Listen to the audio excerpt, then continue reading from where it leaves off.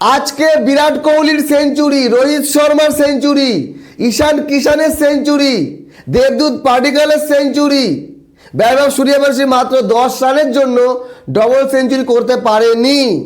আমি কথা বলছি আজকে ভারতীয় ক্রিকেটের ঘরোয়া ম্যাচগুলোর। বিজয় হাজারে ট্রফি শুরু হয়ে গেছে, প্রথম দিনে ধামাকা। বিরাট কোহলি এবং রোহিত শর্মা বহুদিন বাদে ঘরোয়া ক্রিকেটে কামব্যাক করেছে আর দুর্দান্ত পারফরমেন্স।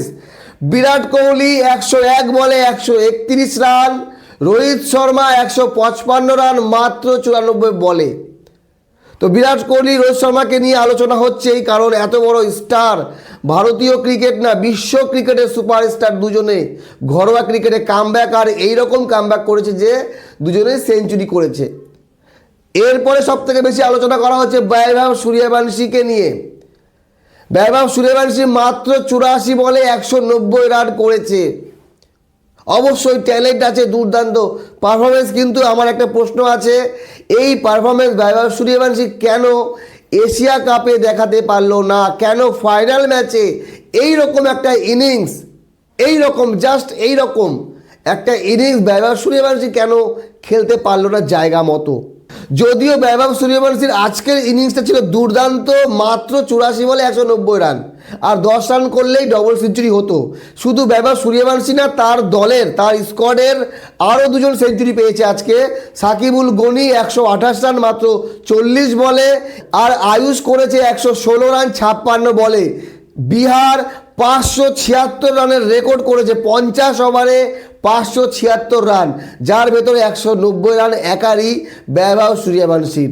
তাছাড়া যদি বলি অন্য কে সেঞ্চুরি করেছে, সেটা হলো ঈশান কিষান, ঝাড়খণ্ডের হয়ে 125 রান 39 বলে। দেবদূত পাডিক্কাল 147 রান 118 বলে। আর একজন ব্যাটসম্যান ডবল সেঞ্চুরি করেছে, তাকে নিয়ে বেশি আলোচনা করা হচ্ছে না। 169 বলে 212 রান, স্বস্তিক সামাল। উড়িষ্যার হয়ে এই ব্যাটসম্যান দুর্দান্ত একটা ইনিংস খেলে এবং ঝাড়খণ্ডকে হারায়। তো বিষয় হলো যে রোহিত শর্মা, বিরাট কোহলি তারা সুপারস্টার, তাদের লেভেলটাই আলাদা। আর তাদেরকে দেখার জন্য ঘরোয়া ক্রিকেটে স্টেডিয়ামে যে পরিমাণ দর্শক ভিড় জমিয়েছিল, বিরাট কোহলি ব্যক্তিগত 16,000 রানও পূর্ণ করেছে লিস্টে ক্রিকেটে।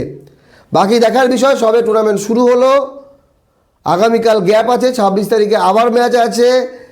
তো আজকে যে সেঞ্চুরিগুলো হয়েছে অনেকের নাম হয়তো আমি বলতে পারলাম না, কিন্তু যারা স্টার ক্রিকেটার ঈশান কিষান, রোহিত শর্মা, বিরাট কোহলি, দেবদূত পাডিক্কাল, বৈভব সূর্যবংশী, নতুন তারকা, তাদের এই সেঞ্চুরি সত্যি এক কথায় অসাধারণ। তবে বৈভব সূর্যবংশীকে আরও ভালো খেলতে হবে জায়গা মতো, যেটা আমরা এশিয়া কাপে হয়তো চ্যাম্পিয়ন হওয়ার যোগ্য ছিলাম, কিন্তু জায়গা মতো খেলতে না পারাতে আমরা চ্যাম্পিয়ন হতে পারিনি।